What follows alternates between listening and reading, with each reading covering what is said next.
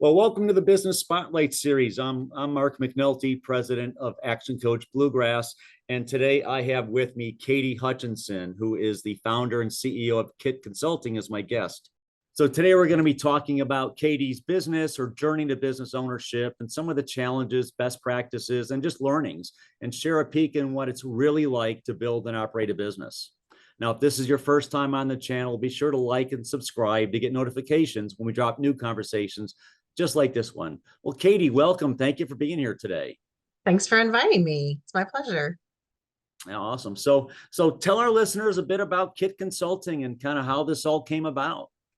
Yeah, so KHIT Consulting is a IT consulting and project management firm. We work in a lot of different areas, healthcare, mental health, and substance use, construction, manufacturing, logistics, even salons, restaurants, things like that. We really help businesses. What I like to say is we really solve business process issues and problems. We just use technology to do it. We're not a managed service provider. We do have amazing partners for that. Excuse me, but we focus on the implementation. We really focus on the people around technology. Technology can be scary. Nobody really loves change, but the only thing that stays constant is change. And so we help people learn how to utilize and really make technology work the best for them so they can spend more time doing what they love. Nobody becomes a substance use counselor to do notes all the time. They want to be with their clients. Nobody goes into construction to fill out change orders and invoices and do emails back and forth with clients. They want to build, they want to design.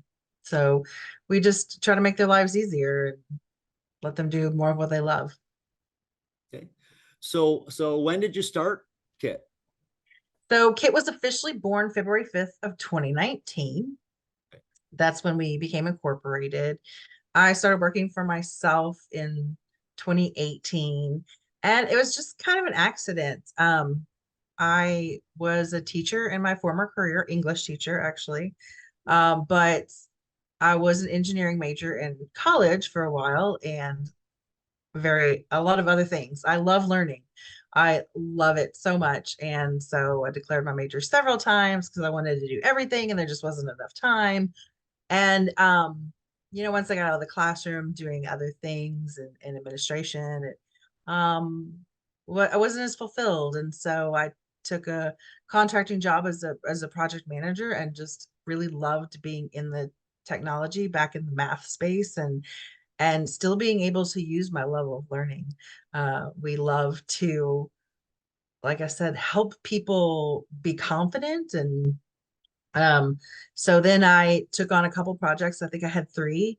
And by the time I took on my 4th one, I started to have to hire people. And now there's 8 of us. And it's kind of a happy accident, but I'm happy and we just keep growing. There's a lot of accidental entrepreneurs out there. Yeah. I didn't set out to be like, I'm going to be a business owner. And a lot of days I'm like, oh, I don't want to do this anymore. Like, I wasn't, cut out for this, or I didn't mean to do this. This was an accident, but I have a lot of people who depend on me. And at the end of the day, I really love it. I don't love working on the business as much as I love working in the business, which is something, that coaches will tell you. You have to work on your business if you want it to survive. And we just hit our 5-year mark, which we're very proud of. And now stuff's getting real and we have to keep going. And so that's not my favorite part. My favorite part's working in the business. I like doing the coding. I like doing the building. I like working with the clients, but so as a CEO and founder, at the start, you wore every hat, right? So what roles do you play now that you've got some team members? So I don't do as much of the client facing anymore. I mean, there are still clients that, I consider like my clients, but there's things that, my director of data science, there are projects that are hers and there are really industries that are hers. And I say, oh, that's really a Rebecca question, Mhm. or that's really an Amber question. I have a COO, CFO now. She does the budget. She, helps make those kinds of decisions. And so I say that's an Amber question, or, you know, um, Danny has her clients, and like, oh, that's really, and it's really nice. And really, I would have to say success really has to do with surrounding yourself with great people, because you can't do it all. Um, and I have surrounded myself with some amazing people. And so some days I just find myself going, huh, what do I do now? Like they've got it covered. And that's really amazing. So final word comes down to me as CEO. But really we govern as we have a 4-person executive team, which is really half our team. But Mhm. um, we meet once a week to go over things, how we're going, and our goals and our strategic plan and things like that. So it's still a team effort. Okay, awesome. So, you mentioned a lot of different industries that you serve. So what are some of the key characteristics of your kind of your target market? Who do you serve, and what are you providing them? So about half of our clients are EHR clients, so electronic health record clients. So we help implement or customize those electronic health records systems. We have billing specialist who knows every Medicare and Medicaid rule, Medicaid for every different state, because every different state's Yeah. different. We have clients in all different states. And we have the training specialist who can, build videos and training documents. And we really help those organizations ease into a new system or build out the system they already have to make it work for them. Mhm. And so that's a really good client for us. And businesses who just find themselves sitting at a computer a lot. Um, with those that construction, manufacturing, logistics companies, um, they find themselves sitting behind a computer a lot instead of out with the clients, instead of out with their customers. We can help automate some of those processes, find solutions for them, and implement them so they're doing more of what they love. Um, we always want to say people who are ready for a change, or people who are ready to take a look. But even if you're not ready, we can help you get ready. We can help with that change management, with that getting everybody on board, because everybody's different when it comes to technology. You have the button pushers. I'm a button pusher. You don't need to tell me what it does. I'll figure it out. But you have to respect people who aren't button pushers, who want to know what that button does before they push it. And that can be frustrating for people who are button pushers. But, Danny on my team, she always thinks about the least sophisticated user when she's designing anything, whether it's a training manual or whether it's part of the system. We always think about those people, because we want people to be comfortable when using technology. Okay, awesome. So what's one thing that you wish that people knew about your business? um how really dedicated we are to our clients, and what a diverse background each of us has. um and we really do work around the clock. We um we really just love to make people happy. We love for them to, realize their dreams. Mhm. We love to have them, answer the question, my company would be a better place if my staff were able to what? Just finish that sentence. Let us help you do that. And so, what I want people to know about our company is we're going to meet you wherever you are, and we're not going to drag you along. We're going to inspire you, encourage you, empower you to want to do more and be more. And it will be painless, like I promise. Like even the people who are like, oh, I hate computers, at the end of our training sessions are always like, oh, I can do, I can do this. This is something I feel comfortable with. And that's one of the things we pride ourselves on. Okay, great. So, let's talk a little bit about marketing. Kind of the IT services, you mentioned you got managed services people, it's to the untrained eye, it's a crowded space that can be a little confusing. So, Yeah. how do you market yourself and educate your potential clients and prospects so that they know how to utilize you and find you? Yeah, it's when I say, we're an IT company, people think, oh, you do managed services, you fix computers, you reset passwords, which we do reset passwords, but we that's not our bread and butter. Mhm.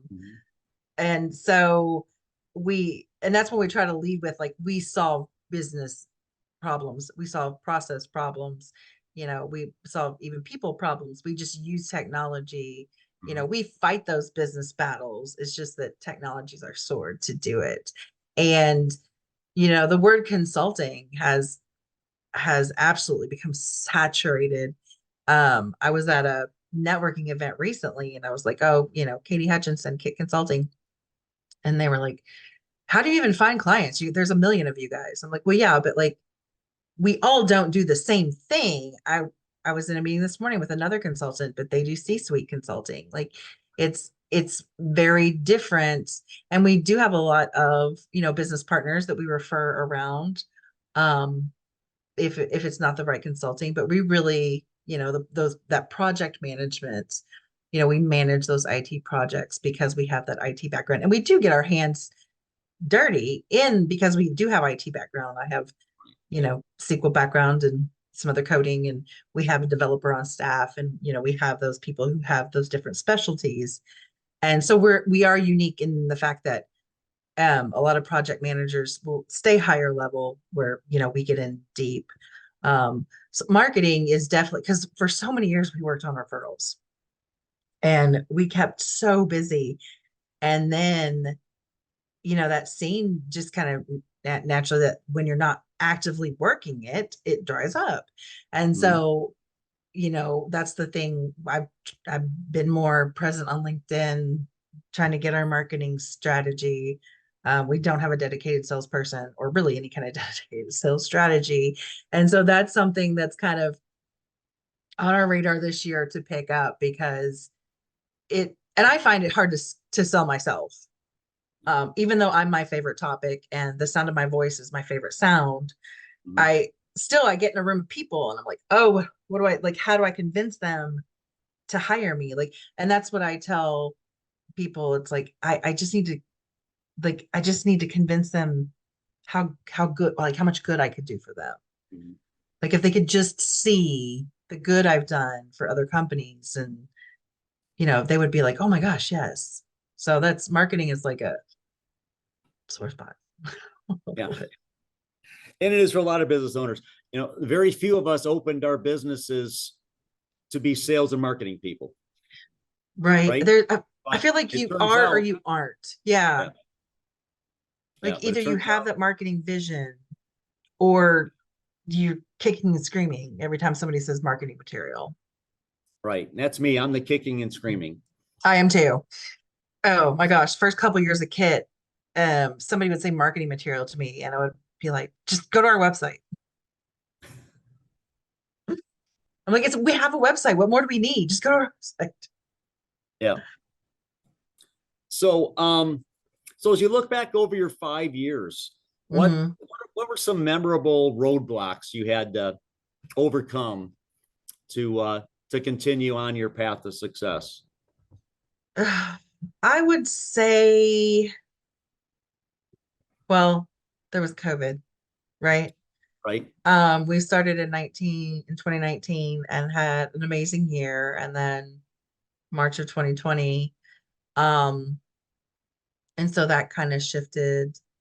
Um, I think that as we grew and began to hire people, that whole, becoming a real business, Mhm. having policies and procedures and HR documents, and um, you don't know what you don't know. And so once I started really networking and finding out all these things I needed, because I mean, we started with Google Sheets. I mean, we're still a Google company, but we have, we use My Hours now. We use QuickBooks now. We use, you know, but we started with Google Sheets and Google Forms, and everything was kept in Google on spreadsheets, and um, that need for those processes. And even now we're still redoing um, how we do things to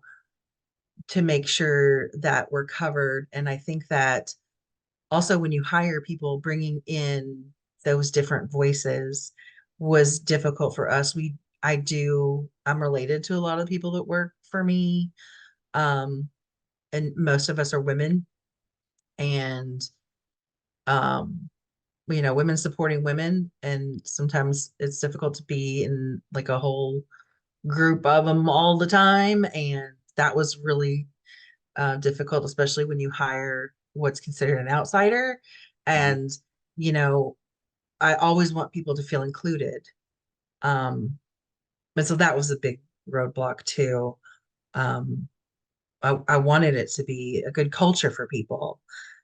I wanted everybody to be happy. That's one of the reasons I started this, was because I wanted people to feel like they could be exactly who they were, to feel like they could fail and learn from it, because we only learn from failure. You don't learn from success. If a scientist is in a lab and he says, if I pour this into here, it's going to bubble, and it bubbles, he hasn't learned anything. Like he predicted that was going to happen. He knew it was going to happen. Only in our failures do we learn. And I want people to embrace failure and feel free to fail and be exactly who they are, and know wherever they are, they can't stay there. They have to keep growing. They have to keep moving and learning. And so getting everybody to be okay with not being on the same page all the time. Mhm. I think when they come from different backgrounds, that was the big Yeah. roller coaster. So what are some things you've done to build that culture into your team and integrate all those different points of view? So we've done some group coaching. We did um the disc profile. That was really helpful. We did our saboteurs, positive intelligence. Um, that was helpful to a degree. Learning mass saboteurs was hugely helpful. Mhm. Um, I I mean, I guess kind of when you name them, you know them. I'm restless, I'm an avoider, and I'm a people pleaser. Those are my top three. And but it made me a better leader. It made me better everything. But doing those group um business therapy sessions, basically, there were a lot of tears in the beginning, and you know, we got through it. And the other thing we did was we established meeting norms. So Okay. we sat down as an executive team, and we came up with a list of expectations for ourselves and for each other of what we needed to happen to have a successful meeting where we felt good at the end. And so we listed those out. And every single week we reviewed them, every week for years we did this. And like every year we would redo them. And every year the list got smaller and smaller and smaller. So we have 5 things we review every time. We call them the KIT norms. And Mhm. every week we go over them. And there are expectations for ourselves and for each other, like giving grace, assuming innocence, being respectful, and so that was really helpful too, to knowing that these are the things we expect while you're in this meeting. Mhm. And they came up with them too. And so that was really helpful um too. Okay. So how would you describe your current leadership style? I'm definitely a hands-off leadership, and I realized that became from me being a avoider. And reading, well, it's on my to read list of how to have the hard conversations. Um, but since learning that I am an avoider, I'm not trying to avoid those conversations anymore. But as a leader, instead of telling, I really like to inspire people. Mhm. I set high expectations, and I want them to expect high expectations from themselves too. And so when, as a leader, I say, we have stand-ups every Monday, 15-minute stand-up. What are you working on? What are your obstacles? How can we help? And everybody's expected to be there, and everybody's expected to speak, um and really leading by example is very, very important to me. And that's really changed, because I remember in the classroom, when kids weren't supposed to have cell phones, and I would have my cell phone, they'd be like, oh, but you have your cell. And I'm like, I'm an adult, we don't have the same rules. But when we talk about culture and climate, if you want the culture to be positive, you have to lead by example. And so, if I expect my people to keep their hours to every 15 minutes, I need to keep my hours to every 15 minutes, which I don't. So I don't, because it's just something I can't do. How can I expect others to do that? And everybody has their strengths. And so I'm still hands off, but I think I've increased my expectations, and still being okay when people fail, or, Mhm. don't meet them, and we keep going and moving. Right. Okay. So where do you see the business, 3 to 5 years from now? What do the next 5 years look like? Um, I always say I want to grow without hiring people. Um, I want us to, what I've learned about, I definitely want to do some more networking. A good friend of mine, John Jennings, always says, don't ask directions from somebody who's never been where you're going. So I really want to surround myself with people who have been where I want to go. Mhm. And I really want to grow and, get that ROI per person who works for me, per employee, because we really don't have a lot of overhead as an IT company. We have our laptops, we have our subscriptions and things like that. We do have an office, but um we're small, and I just kind of want to, kind of push our boundaries, really, as a team of 8. I want to push, and eventually I think by 5 years I'll be hiring people, and because I do want to grow. I love our team, and I love this place that we've created together. I do want to jump into some more like CMMC stuff, those cyber maturity model certifications. We're currently in RPO. We have an RP on staff, and those government, if you're a tech nerd out there, you know what I'm talking about. Those government regulations coming, and other government regulations that have come out, just helping people stay compliant, safe, and yeah. Okay. Awesome. So covered a lot of ground today. A lot of interesting things, a lot of tidbits about growing and learning as a leader, as an owner, and developing your team, and then just great information about what you do. So for you listeners out there, make sure you watch this a couple times. Make sure you get all the subtle little things Katie shared with there. There's a lot to unpack in what she shared, and figure out how do you apply that in your business. So, Katie, to wrap us up, I've got a few kind of quick questions. Kind of first thought, top of your head's probably the best answer. So the first one is, what is your number one key to success? um it definitely embracing failure. Okay. What's one piece of advice that you give to other business owners? um don't take no for an answer. No means not right now. Mhm. Okay. Love that. So what's a book you're reading now or listening to now? A lot of us are doing audiobooks instead, that you would recommend other business owners to read or listen to. So Traction is one I've just started, but Drive by Daniel Pink Mhm. um was really helpful. It's about what motivates humans, Right. and it really helped me in who to keep and who to let go. on my team. Okay, awesome. And then if you had to choose just one area of your business that you could immediately improve tomorrow, what would that be? Marketing strategies, marketing. I would have a marketing plan. I would wake up tomorrow and I would have a marketing plan and it would be implemented, and I would not have to think about marketing for like at least 6 months. I would say 6 months. Like that's not hard. Right. Okay, awesome. All right, so last question I have for you today, and it's the most important one. So what inspires you the most right now? My team, um, they are amazing and they work really hard and they pick me up when I'm down, and um they're just incredible and I can count on them, and they really inspire me to keep going when I'm like, I don't want to do this anymore. It's too much.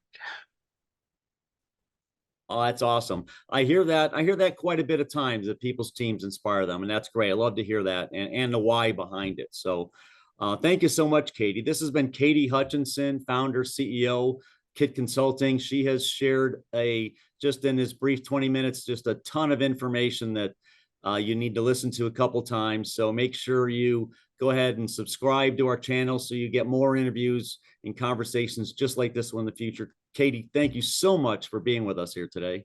Thank you, Mark. It's my pleasure.